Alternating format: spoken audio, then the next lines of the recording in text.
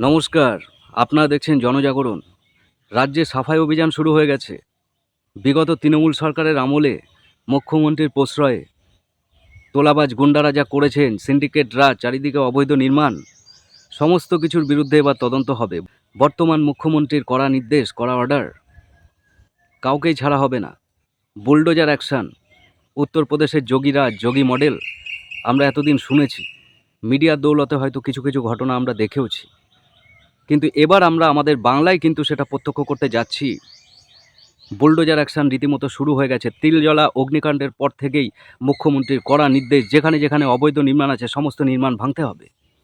সাবাস মুখ্যমন্ত্রী, শপথ নেওয়ার পর থেকেই একের পর এক তিনি যা সিদ্ধান্ত নিয়েছেন সত্যি প্রশংসার যোগ্য। বিগত 15 বছর ধরে তৃণমূল সরকার, প্রাক্তন মুখ্যমন্ত্রী মমতা ব্যানার্জি যে দুর্নীতির সাম্রাজ্য তৈরি করেছিলেন, তার বিভিন্ন চেলাচামুন্ডাদের নিয়ে সমস্ত কিছু এবার ভাঙতে চলেছেন বর্তমান মুখ্যমন্ত্রী শুভেন্দু অধিকারী। বাংলার মানুষ এটাই চাইছিলেন।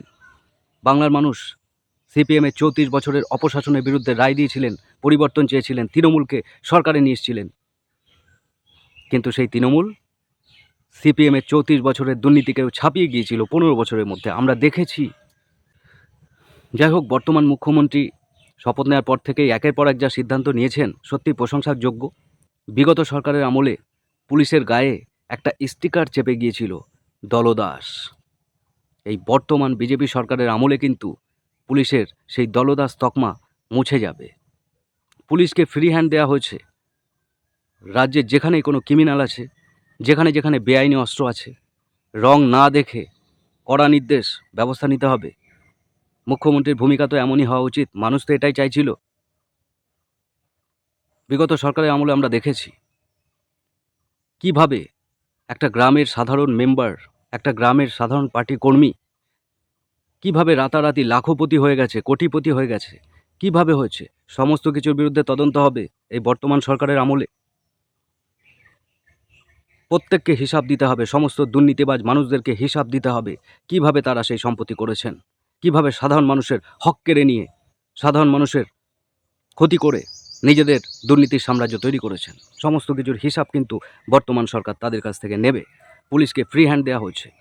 কোর্টের রায়কে কার্যকর করার কোনো নির্দেশ, কোনো সদিচ্ছা বিগত তৃণমূল সরকারের ছিল না, কিন্তু বর্তমান সরকার কড়া নির্দেশ দিয়েছে। প্রত্যেক জেলা শাসকের কাছে নির্দেশ পাঠিয়েছে কোর্টের রায়কে কার্যকর করতে হবে। অযোগ্য চাকরি প্রার্থী যারা পয়সা দিয়ে চাকরি পেয়েছেন, টাকা দিয়ে চাকরি পেয়েছেন, তাদের বিরুদ্ধে ব্যবস্থা নিতে হবে। কোর্টের রায় রয়েছে, তাদেরকে টাকা ফেরত দিতে হবে। সেই নির্দেশও কার্যকর করার নির্দেশ বর্তমান রাজ্য সরকার প্রত্যেক জেলা শাসকের কাছে পাঠিয়ে দিয়েছেন। মুখ্যমন্ত্রীর ভূমিকা তো এমনই হওয়া উচিত। হাওড়ার শিবপুরের মোহাম্মদ শামীম, কি কাণ্ড! প্রকাণ্ড বাড়ি, সেই বাড়ির মধ্যে আন্ডারগ্রাউন্ড ঘর, সেখানে কোটি কোটি টাকার আসবাবপত্র, কোটি কোটি টাকার জিনিস। কি করে করেছে একটা সাধারণ মানুষ? এই কয়েক বছরের মধ্যে ফুলে ফেঁপে কোটি কোটি টাকার সাম্রাজ্য তৈরি করেছেন দুর্নীতি করে, বিগত তৃণমূল সরকারের আমলে প্রশ্রয়ে। সমস্ত কিছুর বিরুদ্ধে তদন্ত হবে। সুজিত বসু, প্রাক্তন দমকল মন্ত্রী সুজিত বসু, তার সম্পত্তি কোটি কোটি টাকার সম্পত্তি, সামান্য একটা এগরোলের দোকান থেকে। করোনার সময় যখন সাধারণ মানুষের কাজ, ব্যবসা সমস্ত কিছু বন্ধ, সেই সময় ব্যবসায়িক খাতে তার অ্যাকাউন্টে কোটি কোটি টাকার লেনদেন হয়েছে। ভাবা যায় একটা রাজ্যে দুর্নীতি কোন পর্যায়ে পৌঁছালে এমন সম্ভব? সমস্ত কিছুর বিরুদ্ধে তদন্ত হবে। বর্তমান মুখ্যমন্ত্রীর কড়া নির্দেশ, কাউকে রেয়াত করা হবে না। রং না দেখে ব্যবস্থা নিতে হবে। খুব ভালো লাগলো, জানেন, খুব ভালো লাগলো। দুজন বিজেপি কর্মীকেও গ্রেপ্তার করা হয়েছে ভাঙচুরের ঘটনায়। মুখ্যমন্ত্রীর এই সিদ্ধান্ত, পুলিশের এই সিদ্ধান্ত যথেষ্ট প্রশংসার যোগ্য। রং না দেখে ব্যবস্থা নিতে হবে। 2021 সালে বিধানসভা নির্বাচনের পর আমরা দেখেছি কিভাবে রাজ্যের চারিদিকে সাধারণ মানুষের ওপর অত্যাচার হয়েছে। যারাই বিরোধী দল করেছে, বিজেপি করেছে, সিপিএম করেছে, অন্য দল করেছে, তাদের ওপর কিভাবে অত্যাচার নেমে এসছে মিডিয়াতে, সোশ্যাল মিডিয়াতে এখনও সেই সমস্ত কিছু কিছু ভিডিও ঘোরাঘুরি করছে। নদিয়ার গয়েশপুরের ভিডিও আমরা দেখেছি কিভাবে মানুষের বাড়ি ভাঙচুর করা হয়েছে। সেই সমস্ত কিছুর বিরুদ্ধে তদন্ত হবে। বর্তমান মুখ্যমন্ত্রীর স্পষ্ট নির্দেশ। বিগত সরকারের আমলে আমরা দেখেছি রাজ্যে কোনো দুর্নীতির তদন্ত করতে গেলে সিবিআইকে রাজ্য সরকারের অনুমতি নিতে হতো, কিন্তু বিগত তৃণমূল সরকার সিবিআইকে অনুমতি দিতে চাইতো না। কেন চাইতো না? সিবিআই যদি সঠিকভাবে তদন্ত করে তাদের সমস্ত কিছু ফাঁস হয়ে যাবে। যেখানে যেখানে দুর্নীতি করেছে সব তাদের নেতারাই করেছে, তাদের কর্মীরাই করেছে। বর্তমান মুখ্যমন্ত্রীর কড়া অর্ডার, সিবিআইকে কোনো দুর্নীতির তদন্ত করতে গেলে রাজ্য সরকারের কাছ থেকে কোনো অনুমতি নেওয়ার প্রয়োজন নেই।